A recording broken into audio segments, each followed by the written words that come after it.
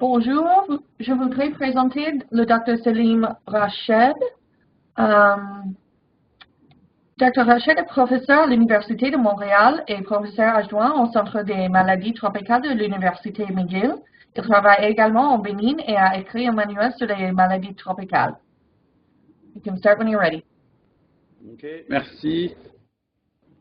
Alors, on va commencer. Bonjour. Bonjour. Bienvenue. Et allons-y donc. Alors, on va parler de malnutrition et je vais l'aborder plus par comment on y est confronté au Bénin et qu'est-ce qu'on essaye de faire au niveau d'un hôpital où on travaille. Donc, vous avez ici une image d'une maman avec son bébé sur ses bras, enfin sur ses cuisses, et puis il y a un petit objet que vous connaissez peut-être. En fait, on va y retourner à la fin de la présentation. Alors, juste, comme j'avais dit à Amanda tout à l'heure, j'ai pas pu faire la présentation, j'ai pas pu préparer trop à l'avance pour pouvoir voir un peu, donner quelques données par rapport à Haïti, mais enfin, j'ai quand même rapidement fait un petit tour de la littérature, mais il y a quand même beaucoup de littérature sur la malnutrition en Haïti. Et donc, on voit quand même que c'est la malnutrition sévère, donc les cas de kwashiorkor, les cas de marasme importants, et on va voir comment est-ce qu'on définit ces cas-là. Il y a quand même 1 à 2% des enfants qui sont sévèrement malnutris. Et puis, on voit aussi, par rapport à l'anémie chez la maman, les taux de prévalence sont pas mal élevés aussi dans le temps. Donc, on voit qu'ils varient aux environs de 50%.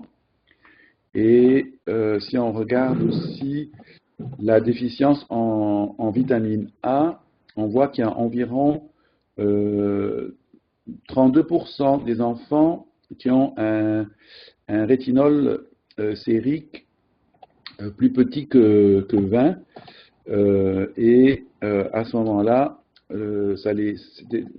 donc le seuil d'un problème de santé publique très important est qu'il y ait plus de 20% des enfants qui ont un rétinol sérique bas. Donc, vous voyez quand même Haïti qui figure parmi les pays les plus atteints des Amériques et des Caraïbes. Donc, je pense que le problème de la malnutrition et de déficit en micronutriments en Haïti est quand même pas mal important, et comme clinicien, on y est confronté. Donc, moi, j'amène les résidents de médecine de famille au Bénin 2 fois par année pendant 4 semaines. J'agis comme superviseur. Donc, c'est un stage qui est offert par l'Université de Montréal pour les résidents de médecine de famille. Et je vais vous donner un peu des exemples où l'aspect de l'alimentation est très important. Donc, ici, c'était en mai 2016, on a un petit bébé que j'ai vu dans la salle d'attente qui était en arrêt respiratoire, bradycarde, hypothermique et hypoglycémique.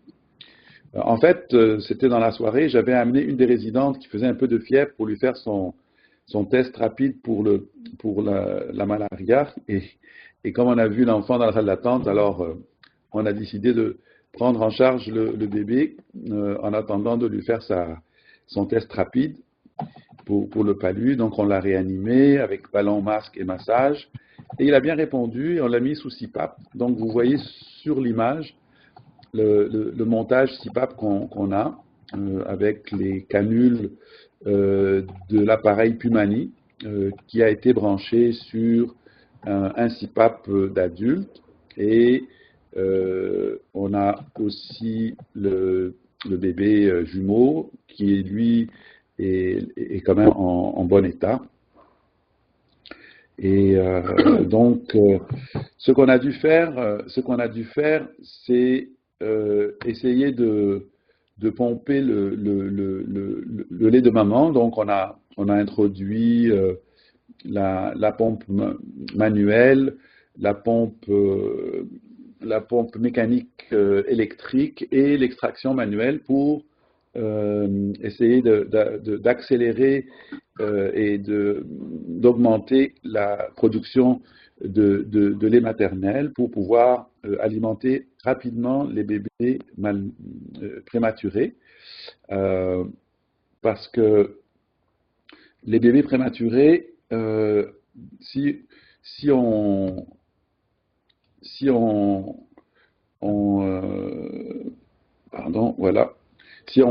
tarde, ils vont rapidement devenir malnutris, et s'ils deviennent malnutris, ils deviennent à risque de sepsis, d'entérocolite nécrosante, et la mortalité devient extrêmement élevée.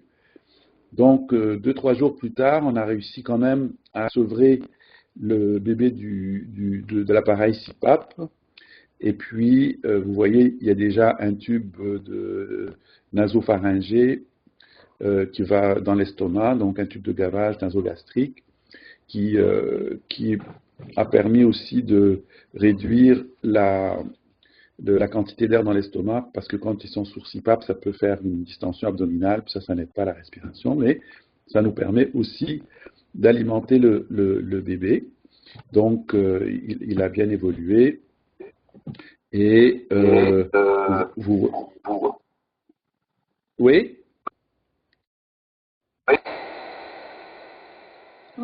Il y a une question ou je continue? Vous pouvez continuer, je pense que c'était un feedback. Ah d'accord, pas de problème. Ici, il y a le papa qui est à genoux devant la maman à faire l'extraction manuelle pour alimenter les jumeaux.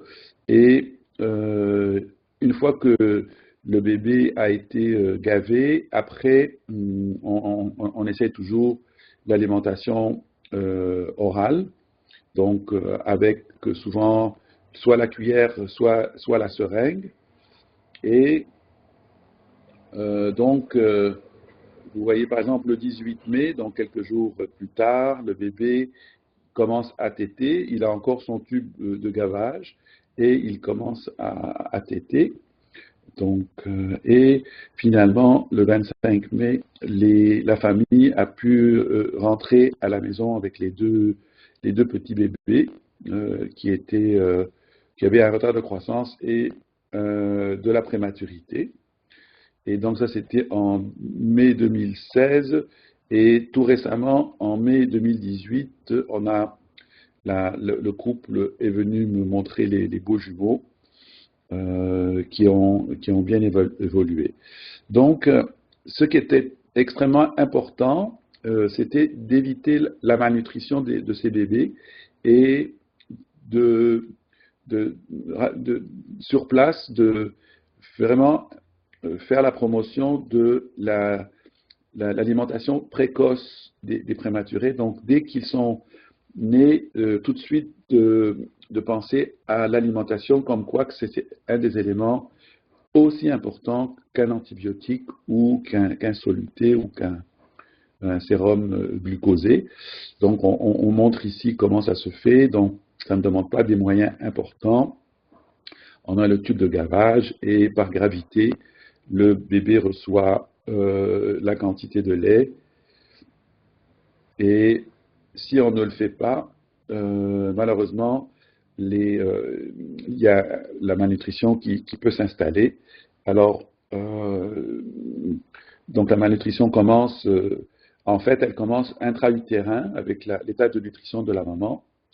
Et tout de suite après la naissance, chez les prématurés ou les enfants à terme qui sont malades, peuvent commencer à développer de la malnutrition. Et ça peut aussi commencer plus tard, comme pour cet enfant-là, qui est un cas de marasme sévère, avec insuffisance d'apport, ou ça peut commencer un peu plus tard encore, comme avec le kwashiorkor, lors du sevrage. Donc, la malnutrition, son importance, c'est qu'elle est très fréquente et qu'elle contribue à la mortalité. On sait très bien que quand un enfant est malnutri et qu'il tombe malade, le risque de mortalité augmente très rapidement. Donc, qu'il ait une pneumonie, qu'il ait une diarrhée, qu'il ait un paludisme, qu'il ait la rougeole, s'il est malnutri, le risque de mortalité est beaucoup plus important. Donc, c'est un facteur de comorbidité pour la malnutrition qui va jusqu'à 50%. Et comme on voit sur l'image, ça concerne les enfants, mais aussi les nouveau-nés. Alors, les causes de la malnutrition, il y a ce qu'on appelle les causes immédiates de la malnutrition. C'est en général des enfants qui ont soit une diminution des apports, soit une diminution de l'absorption ou l'augmentation des besoins métaboliques par la maladie. Donc la maladie va réduire les apports et augmenter les besoins métaboliques ou diminuer l'absorption. À son tour, la maladie va provoquer la malnutrition. Il y aura une diminution des apports. Avec l'affaiblissement de l'organisme, la maladie est plus fréquente et plus sévère. Elle augmente la malnutrition et on finit par avoir un cercle, la spirale de la malnutrition. Et les maladies les plus courantes sont la malaria, les diarrhées, la rougeole, la tuberculose, le VIH, etc. En dessous des causes immédiates, il y a les causes qu'on dit sous-jacentes. Donc, c'est en général le contexte plus immédiat autour de l'enfant, de pauvreté, par exemple un accès inadéquat à la nourriture. Il y a aussi l'alimentation et les aliments de sevrage qui peuvent être problématiques et les conditions d'hygiène avec l'eau, les maladies transmissibles et les vaccins inadéquats. Et on a les causes sociales de la malnutrition, donc qui viennent encore dans un cercle plus grand autour de l'enfant, avec l'analphabétisme, les connaissances limitées, des pratiques alimentaires culturelles qui n'aident pas. Donc, par exemple, au Bénin, les farines de sevrage sont surtout à base d'amidon, et puis il n'y a pas beaucoup de protéines dedans. Il y a le mauvais état de santé de la maman et des problèmes politiques, de guerre, de famine, de pratiques agricoles, etc. Donc, qui sont plus les causes sociales à la base de la malnutrition. En général, quand on a dans la malnutrition, il y a les déficiences en nutriments, on a le marasme et le kwashiorkor, qui sont les deux pôles d'un spectre qui est le spectre de la malnutrition protéino-énergétique. Donc, en général, il y a deux syndromes, c'est le marasme et le kwashiorkor, et souvent, il y a un mélange des deux syndromes dans le spectre. Et pour la classification, donc, on va se fier sur les mesures anthropométriques, qui est le plus utile, c'est le rapport du poids par rapport à la taille de l'enfant. Et si il est de plus de 2 à moins 1 écart type, on dit que l'enfant a un état de nutrition normal, et quand c'est moins de 3 écarts types, on a la malnutrition sévère. Donc on voit que on peut définir la malnutrition aiguë sévère quand on a un enfant qui est extrêmement malnutri, comme on a vu dans la diapositive au début, ou un indice de poids-taille inférieur à 3 écarts types, ou un périmètre brachial qui est plus petit que 11,5 cm, ou si on est en présence d'édèmes bilatéraux. Alors, le périmètre brachial, lui, c'est un outil de dépistage qui est facile d'utilisation, parce que parfois on n'a pas toujours la possibilité de mesurer la taille et le poids des enfants. On prend la circonférence au niveau du bras, donc à la moitié, et il y a des petits appareils et des petites bandelettes de mesure qui sont faciles à utilisation, et si en prenant le périmètre, on tombe dans la zone rouge qui est plus petit que 11,5 cm, on dit que l'enfant est sévèrement malnutri, et on peut utiliser la mesure du périmètre brachial chez les enfants entre l'âge de 6 mois et 5 ans. Alors, pour cet enfant, donc, on a un cas de marasme. Donc, le marasme, en général, ça va être un enfant qui va avoir un apport insuffisant et calorique et protéique, et c'est souvent lors de la première année de vie. On le voit même dans nos pays, ici au Canada. Donc, le plus souvent, c'est un apport insuffisant de lait maternel ou d'aliments supplémentaires. Alors, l'enfant a les cheveux fins et clairsemés, la peau est pendante, on voit l'amaigrissement sévère, mais l'œil est vif et l'enfant a faim.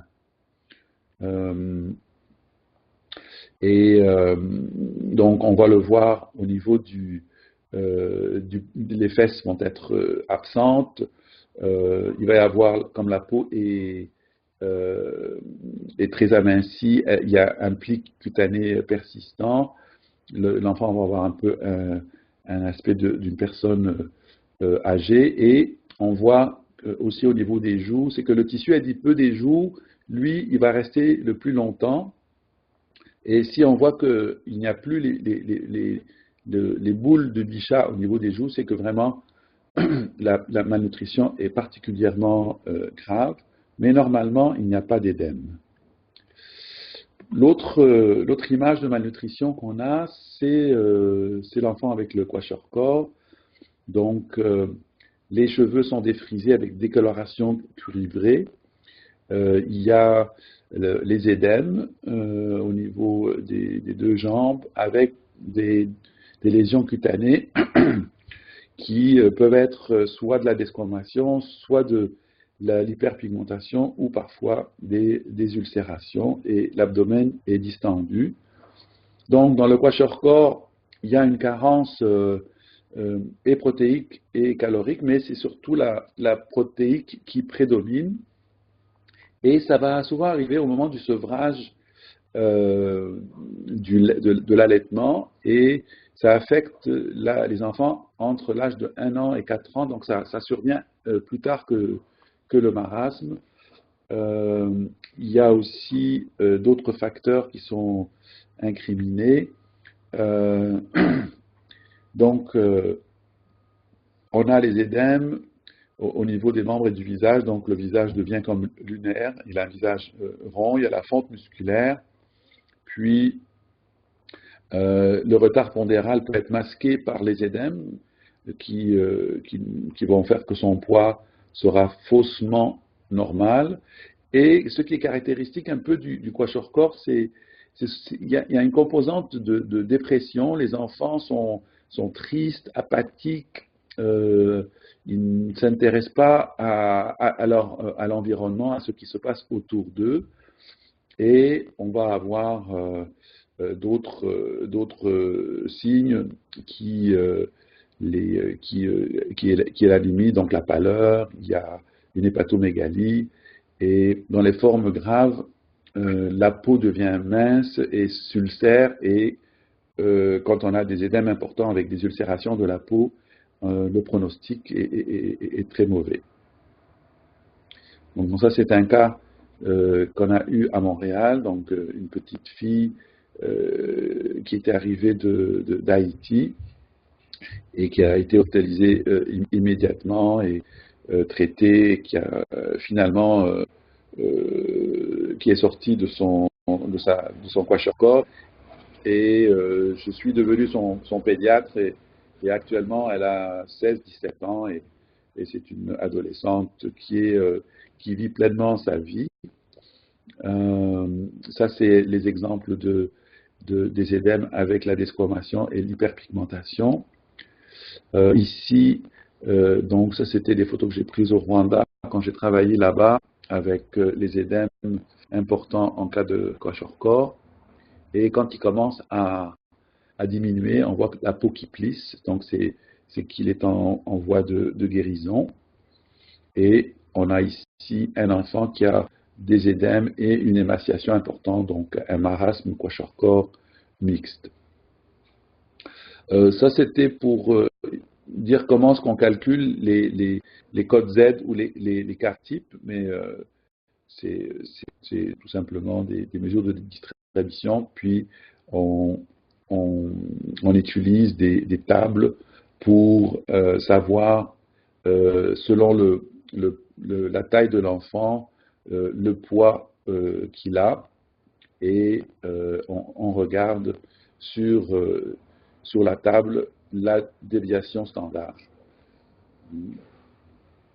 Donc, si on prend par exemple une fille qui a 80 cm, qui pèse 8 kg, son score Z c'est de 8, moins 10,2 divisé par 0,8 qui est la déviation standard, donc ça lui donne moins 2,75 déviation standard, qui fait qu'elle est entre moins 2 et moins 3 écart type, où elle a une malnutrition modérée.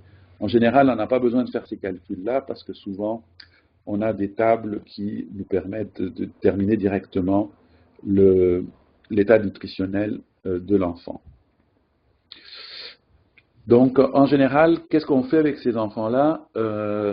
Il y a l'hospitalisation est requise quand on a un enfant qui est sévèrement malnutri et qui est en plus compliqué. Donc, et on va voir comment est-ce qu'on détermine les enfants qui sont sévèrement malnutris et qui vont devoir être traités à l'hôpital versus les autres qu'on peut traiter en ambulatoire.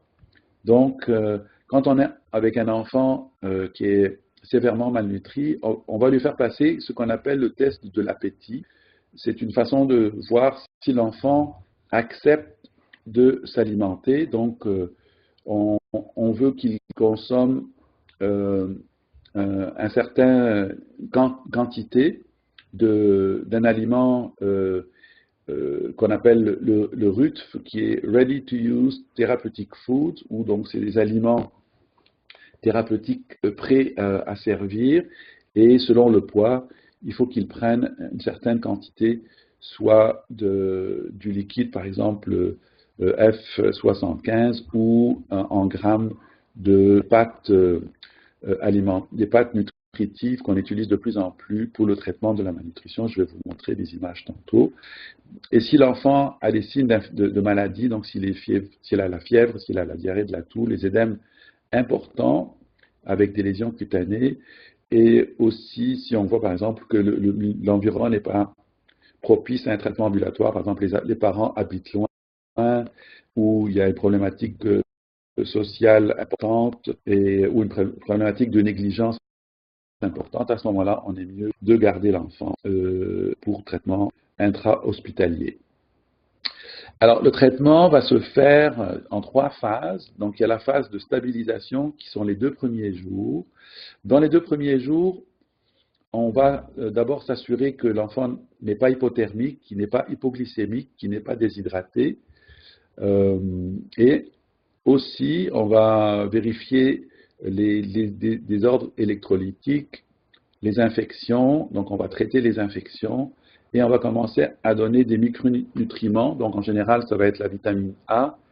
Mais on va éviter de donner le fer dans la première semaine parce que en donnant du fer à un enfant qui est carencé, on risque d'augmenter la prolifération bactérienne parce que les bactéries ont besoin de fer et donc on préfère le commencer après la première semaine de traitement.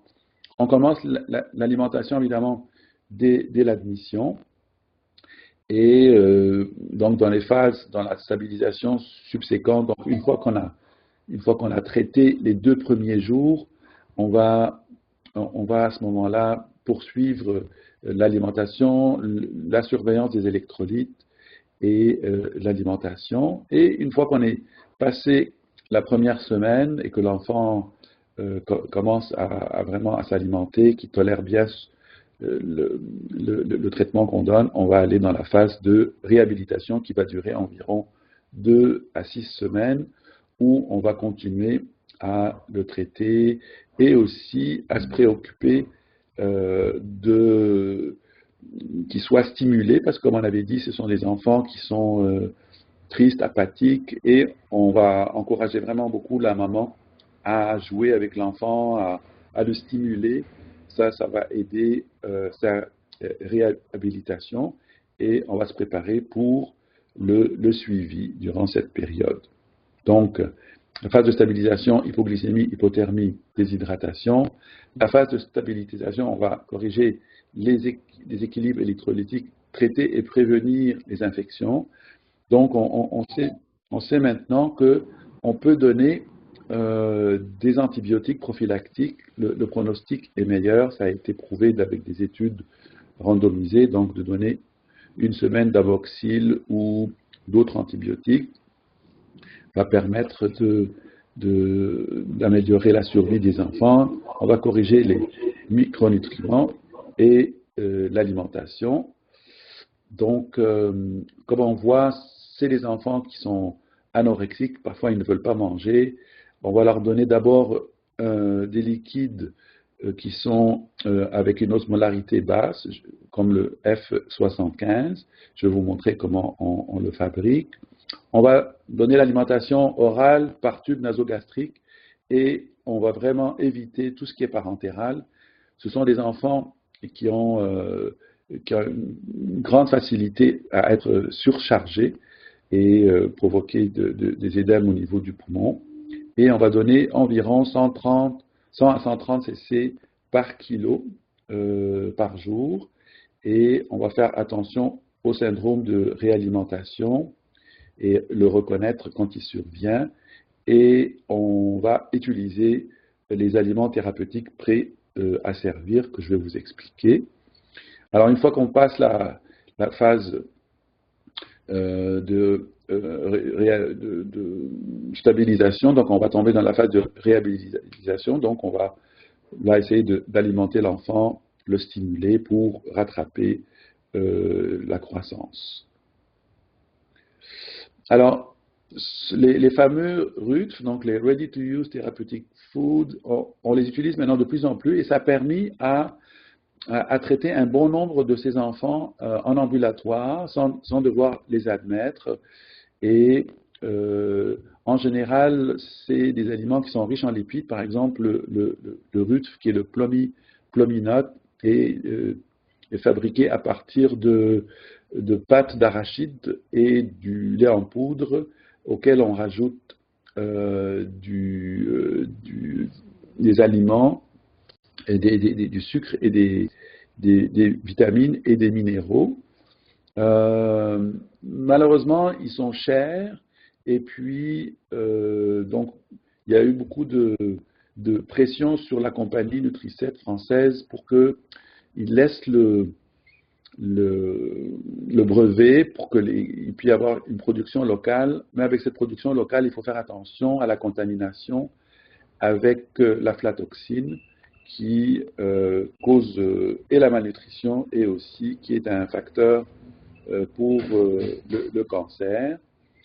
Alors, donc ici, on a les liquides de composition qu'on va donner aux enfants malnutris. Donc, le F75 qu'on va utiliser initialement, qui, comme on le voit, au niveau du sodium, et à peu près le tiers du F100.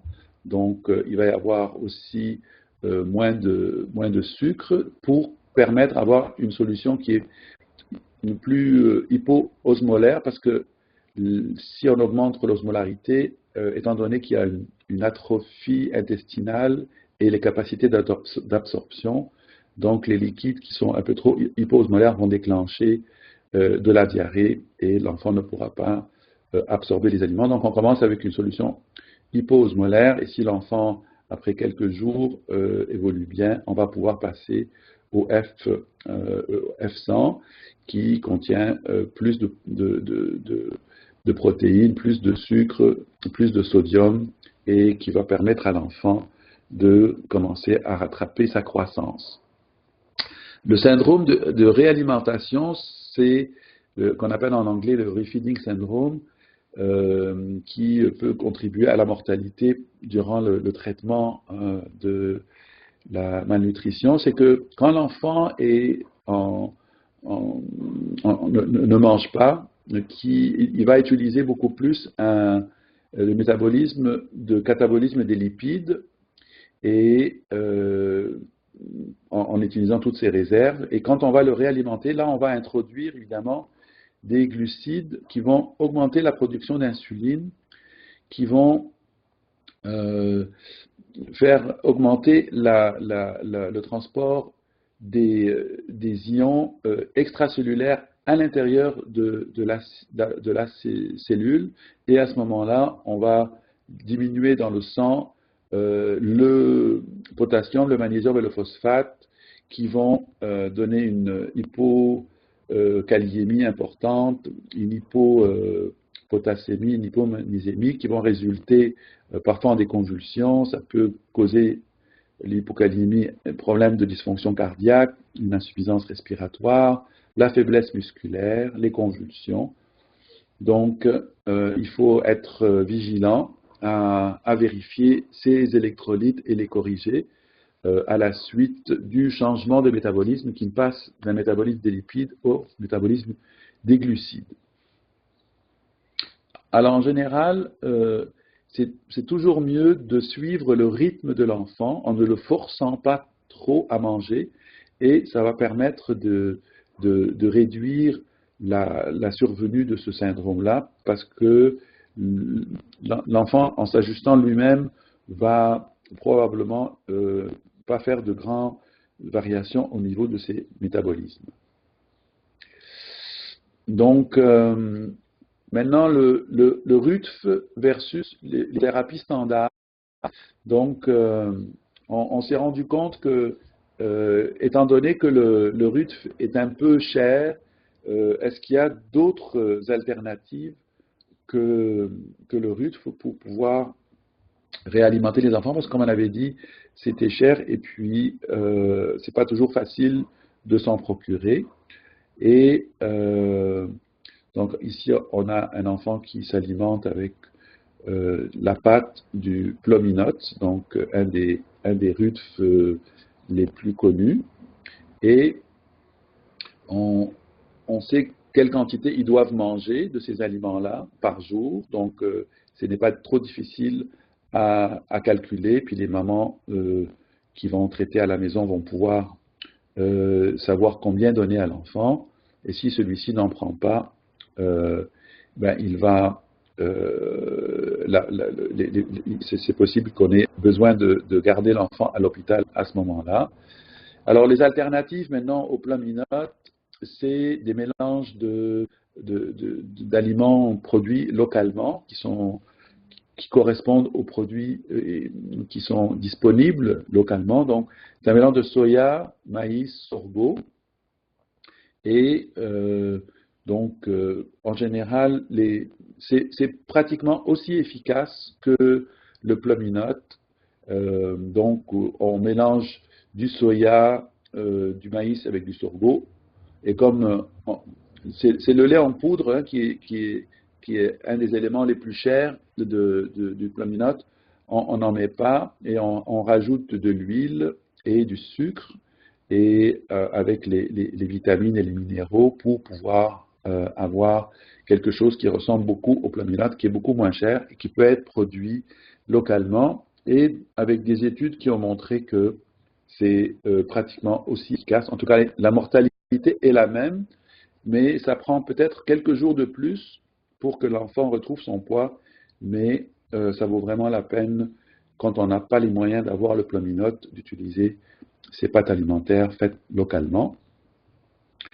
Et bon, ça c'est un peu les études qui ont montré la comparaison du Plominot avec des rutes faites localement, avec des études de Cochrane. Et donc, il faut donner la vitamine A aussi, comme on avait dit, pour traiter les déficits en micronutriments. Voilà. Alors, donc, comme on avait dit, les antibiotiques en prophylaxie, il y a eu des études qui ont montré, avec des méta-analyses, que de donner tout simplement une semaine d'un antibiotique ou du cefdinir avec les enfants qui sont sévèrement malnutris, non compliqués, parce que les autres qui sont compliqués, souvent, on a besoin de donner des antibiotiques à large spectre. La mortalité est diminuée et le gain pondéral est plus rapide quand ils reçoivent l'antibiotique en prophylaxie.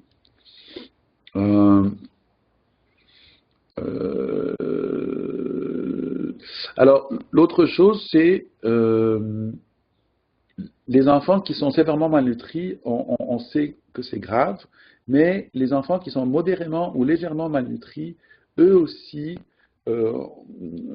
présentent des problèmes, donc ils vont augmenter le risque de la mortalité, ils vont la doubler.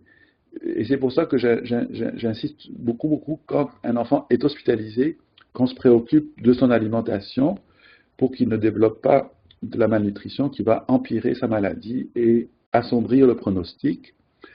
Alors, on dit en général, par exemple, ça c'est des études qui ont été faites dans les soins intensifs, dans les contextes des pays développés. Donc, on recommande qu'au moins les 2/3 de ces besoins énergétiques soient donnés dans la première semaine du séjour aux soins intensifs. Donc, ça, c'est des recommandations qui sont faites par la société de Critical Care de la société américaine. Et qu'on utilise la voie entérale de préférence et qu'on commence à l'alimenter dans les 24-48 premières heures de l'admission. Donc, dès que l'enfant, même s'il est sévèrement malnutri, il faut commencer l'alimentation, ne serait-ce que un peu, mais de viser qu'au bout d'une semaine, on donne à peu près 75% de ses besoins caloriques. Alors, on a ici des enfants qui sont sévèrement malades. Donc, ici, on a une goutte épaisse d'un enfant qui a une malaria très sévère. Donc, c'est clair que des épisodes de malaria sévère vont induire une perte de poids. C'est pour ça que ces enfants, même s'ils ont une malaria très sévère, à l'admission, il faut commencer à le nourrir. Si l'enfant ne peut pas s'alimenter par la bouche, on lui met un tube de gavage et on commence à lui en donner un peu. Ici, on a les malarias qui ont déclenché une anémie importante. Donc, vous voyez, dans la colonne du centrifugé, la faible partie qui reste du culot. Donc, ça, c'est un enfant qui doit avoir environ 30 grammes, 20 à 30 grammes de sang. Et c'est clairement des facteurs qui amènent de la faiblesse chez l'enfant. Il n'est pas capable de s'alimenter et il faut les corriger. Ici, on ne voit pas les taches de Koplik très bien, mais on voit l'éruption morbidiforme. Et donc, ça, c'était le premier jour. Il n'avait pas vraiment d'éruption encore. Et le lendemain, on a une belle éruption. Le 1er novembre, il desquame, donc c'est un cas de rougeole. Et Donc à l'hôpital, à Sokponta, donc au Bénin, j'ai été vraiment très content de voir qu'ils ont le souci de tout de suite alimenter l'enfant et ils donnent donc du F75 et on montre comment c'est facile. Et donc on prend du sucre, qu'on rajoute et on prend le zinc des sels de réhydratation orale et on prend des multivitamines et puis on prend de l'huile qu'on utilise pour la cuisine avec du lait en poudre et on mélange avec de l'eau et donc la solution elle est facile à préparer à chaque jour et on donne à l'enfant. On peut faire aussi des biscuits thérapeutiques. Par exemple, ici en Norvège, ils ont une technique où est-ce qu'ils font des biscuits très nutritifs qui sont comprimés. Et évidemment, on a voulu au Bénin faire des biscuits avec des produits locaux. Donc, c'est une recette qui était préconisée en Afrique du Sud à base de sorgho et d'haricots. Donc, ce qu'on appelle les black eyed peas ou le niébé. Donc, on prend la farine de sorgho, on prend la farine de ces haricots avec du sucre, de l'huile, un peu d'essence de vanille pour donner du goût, et voilà, on arrive à faire ces biscuits. Donc, on les a essayés au Bénin. Les enfants les ont beaucoup aimés et éventuellement, on va trouver une façon d'avoir une production plus régulière et trouver surtout les moyens de la financer parce que malheureusement, les enfants malnutris ne sont pas riches, leurs familles sont pauvres et ce n'est pas une activité qui va être facilement autofinancée. Et il y a aussi pour lutter contre la malnutrition, il y a des stratégies aussi plus globales avec des aliments qui sont plus riches en vitamine A, en fer, en zinc. Donc, ils ont le génie agricole par des techniques de croisement ou même des techniques avec des manipulations génétiques ont obtenu un maïs rouge orangé qui est très riche en vitamine A. Il y a même des oranges ou des pamplemousses et il y a aussi le manioc qu'on voit ici, les tranches qui sont très jaunes qui vont permettre de mettre beaucoup de carotène dedans et d'avoir ces plantes-là qui sont une source intéressante en vitamine A.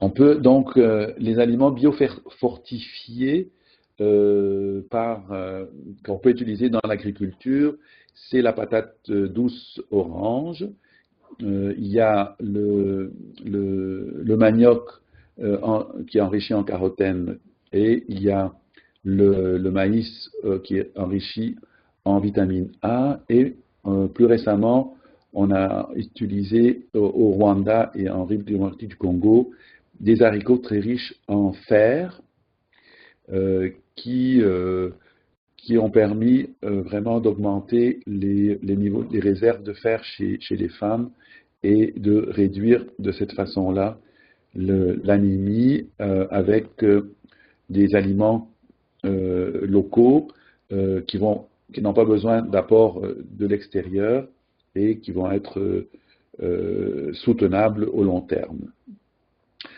Une autre façon, c'est d'enrichir le fer dans l'alimentation. C'est le mil enrichi de fer, donc qui a été utilisé en Inde, qui a montré une très belle amélioration des niveaux de ferritine et des réserves de fer après avoir mangé du pain fabriqué à partir de ce mil-là durant 4 mois. Ici, on a une graine de canola obtenue par manipulation génétique Donc on voit la couleur de la graine normale et la graine qui est enrichie en carotène, qui est d'un orange bien foncé. Et le dernier des aliments à être croisé et un peu manipulé, c'est le riz. Et on a le fameux golden rice, donc c'est un riz jaune qui est très riche en bêta-carotène. Donc, ce sont des aliments dont on peut faire la promotion pour l'agriculture locale qui va apporter une source de micronutriments qui va être soutenable au long terme. Ok, ça c'est un enfant qui avait un chapelet costal de déficit en vitamine D j'avais un résident qui était au Bénin qui m'a envoyé l'image.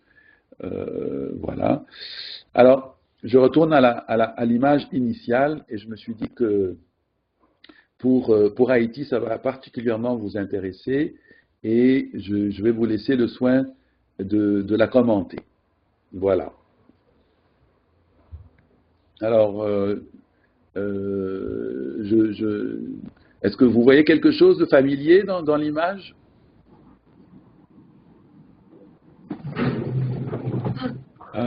Peut-être qu'il y a, je ne sais pas, je ne sais pas si la maman a une petite poupée, quelque chose qui est à côté de l'enfant, ou peut-être j'arrive pas à voir bien. Voilà. Alors, vous avez très bien vu, donc c'est une petite poupée, ça c'est un jumeau qui a perdu son jumeau, et dans la tradition, l'enfant doit toujours amener son jumeau avec lui, et tout ce qu'on lui administre à lui, on doit l'administrer à l'enfant. Donc, par exemple, je lui ai donné un petit doigt que les bénévoles font de tricot pour faire jouer les enfants, donc j'ai dû en donner au jumeau.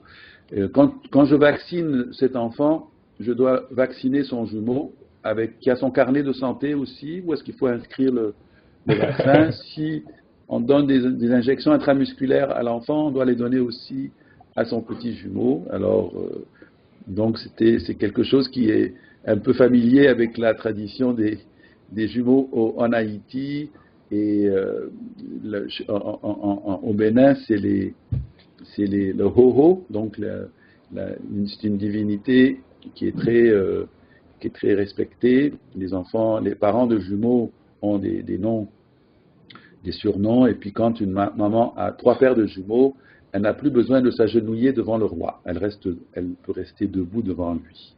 Voilà. Alors, merci pour l'attention et je peux répondre à vos questions. Merci, docteur.